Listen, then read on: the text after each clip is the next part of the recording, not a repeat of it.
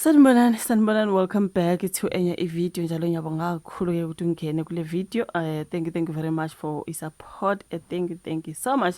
Ungakhoda ukusubscribe mangabe akasubscribe kubalekile ukuthi ucindezele usubscribe, like ne video uyashare futhi kanti ama ads mangabe aqhamuka usabuka ivideo, please kindly do not skip ama ads kubaleke kakhulu ka. So sasodabeni kaBhutungizwe Mchunu esibonile ke etrenda ekhuluma ke ngodaba ke lwama gays akade ke eshada, and then bevunule ke imvunulo angithi njengesikubo because umXhosa ke bekavunule isiXhosa, I like to say, and then lo ngumZulu wavunula ke ngesizulu, washo ukuthi ke uyacasuka kungizwe uthi no lento le ayivumelekanga kwaZulu. Something ebengikhala ngayo ukuthi sometimes uBhutungizwe uyathanda ukuthi uma efuna ukukhuluma lento mhlambe umbono wakhe asithi mhlambe umbono wakhe into kanje ebethi thina siwuZulu, forgetting just to say mina ngiwungizwe, because mawungakhuluma sengathi ukukhulumela abantu bonke kuba inkinga, ngoba uzothola ukuthi phakathi kwalawo maZulu bakhona abantu abangama members of the LGBTQI+, you know what I mean, ukuthi bangamaZulu. So mawuthi thina siwuZulu asivumi, you know, awuvumi wena nobani, kuzomela ukuthi uzikhulumele. You know, this is what I like to say to Bhutungizwe. Ngakujabulela mangazikhulumela yena, angakhulumeli everyone. You know what I mean? Ngoba bakhona futhi abangamaZulu abangavumelani naye ukuthi ayilento kangizwe. Uyabo, sometimes usuke ne-point, Bhutungizwe usuke ne-point bese mhlawumbe okunye kusuke kube nenhlamba into kanjalo. Ebese suke futhi eseqela kolunye udaba, esakhuluma ngolunye udaba eseqela kolunye, you know what I mean? So sibonile ke ngiye ngabona enye video kakhulu yomunye ibhuti omXhosa nayiphendula laphana ukuthi amaZulu amaXhosa, but udaba belungekho mayelana nokuthi amaZulu namaXhosa, udaba belumayelana ngemvunulo. Udaba futhi belungekho mayelana nokuthi uBhutungizwe akabathandi abantu abagay. No, udaba belumayelana ngemvunulo. Uthi akuvumeleke, I think kukhuluma ngale mvunulo ukuthi akufanele mhlambe umuntu ogay, angithi nibabiza ngale gama mina engafuna ukulibiza, avunule ngendlela avunule ngayo, khala ngokuthi imvunulo yesilo into kanjalo ameve bhubezi, you know, uvunulo waphelela nje waphelela, okay, into kanjalo umthetho akuvumi lokho. Angazi ukuthi umthetho akuvumi yini noma uyakuvuma. Ngibonile omunye wabo bhuti lo ade eshadi waziphendulela, ngibonile ivideo yakhe ekhuluma ngokuthi hayi mayinjalo phela angeke bafowethu singasavuneli ngoba kutheni, you know what I mean. So bakhona abavumelana naye, bakhona abangavumelani naye kule nkulumo yakhe. Mina ngisuke ngingathanda ukuthi manje mase kuba nezinhlambe bathethise ngezinhlamba nezinhlambakazi, kanti ke ubungasho ipoint yakho without insulting anyone. Usho ukuthi hey kodwa emuntwini okay imvunulo bathi ngiyeni, ngizwile abanye bethi imvunulo ngeyinsizwa namakhosi basiyo kanjalo, angikwazi mina. Bathi imvunulo ifanele ugqoka yini, bathe insizwa namakhosi into kanjalo, I do not know. But manje kuBhutungizwe ke into yakhe ukuthi manje uyathatha la ayithatha lapha ube sengena kosomizi no sweet guluva, you know, into engahambisani nale point yakhe. Ipoint yakhe isemvunulweni, umuntu okay efake imvunulo, ipoint yakhe. So yebo, I understand uSomizi naye is also gay, but angi understand ngipoint yakhe when he put Somizi and sweet guluva. Futhi nje lento kaSomizi no sweet guluva is just hearsays. Akekho umuntu azi ukuthi ngempela ba date or what. Just nje yazi into zika social media, inkulumo zabantu nje, okay, because now sweet guluva is closer to uSomizi. Akusho ukuthi ngoba nanku hey usemfundise ubuni kanjani kwanganjani. Those are hearsays. Mina bengifisa ukuthi kube nje yena ugxile emvunulweni ukuthi mina ngokubona kwami mina ngokwazi kwami mhlambe ngokwesikelo ngokomthetho wesiZulu angazi, ebeke ipoint yakhe ukuthi umuntu ogay nemvunulo, imvunulo ichaza ukuthi kumele kuvunule umuntu onje, kungavunule umuntu onje, you know what I mean. Ayibeke kahle kodwa manje mase bathethisa phumani la esweni ni la idabane ezathini zangathini. Manje ipoint yakho ayisazwakali kahle ngoba sekunenhlamba usuyabathuka you know, kanti ke ubungabeki ipoint yakho without insulting anyone. So into khona manje ngibona kulolu daba engizolufunda bakukhulunywa ukuthi kukhona asebevulela uBhutungizwe icala, and bengichilo on my previous video ngathi uBhutungizwe ukhuluma kanje akesabi into bazomvulela icala. Mina bengingasabe nje ukuthi bazongivulela icala nje ukuthi ngihomophobic ngitheni ngangathini, since abantu abaningi yebo abanye bavumelana naye but abanye bayamgxeka.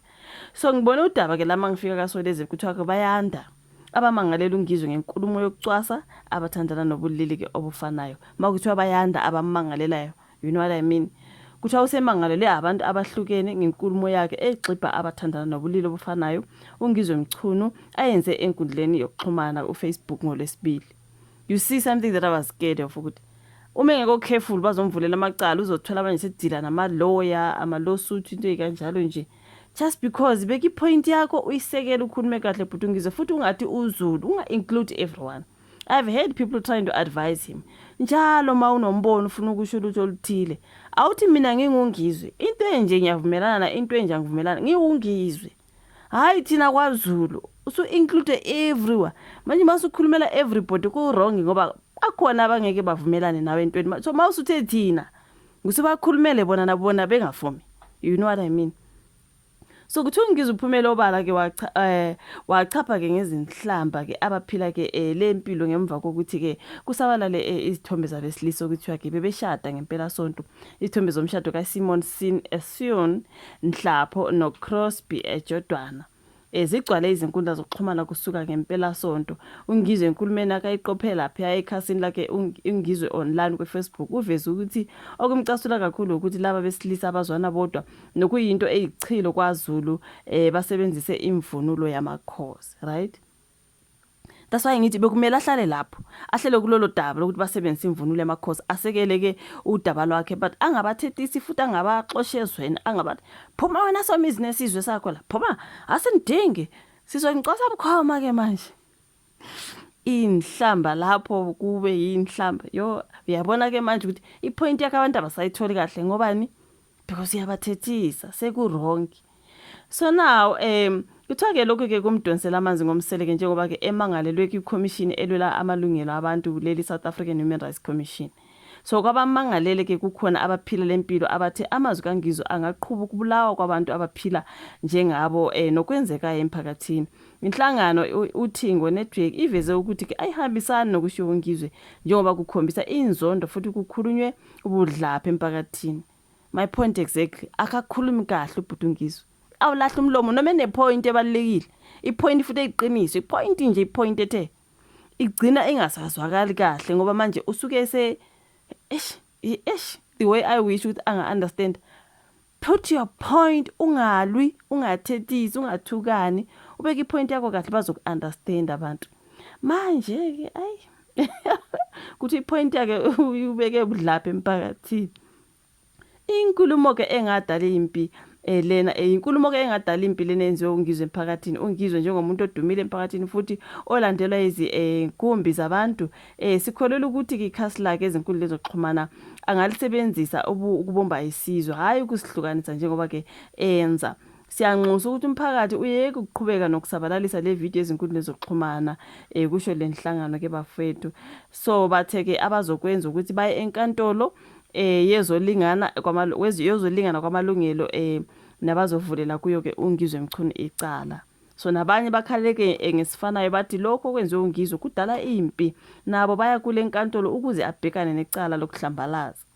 Usomizi unconywe abaningi ize uNgizwe ebenza ngaye isibonelo njengoba evele akangaphendula kodwa wenza ivideo ethatha imthwalo yakhe evala lisethi uyahamba kulelo umsindo lishonela izolo kumkhulu njengoba ke abantu sebehlukene phakathi abanye begxeka lenkulumo kanti abanye ke behambisana nayo. So uNgizwe ekhasini la kuphinde wafaka enye futhi eqhubeka ngiyibonile uphinde wafaka enye eqhubeka ke nokuba gxeka you guys igxeka lempilo athi abayiphilayo sebegcwele ngisho endaweni yamabhinqa esenkabeni igoli kwaMayimayi.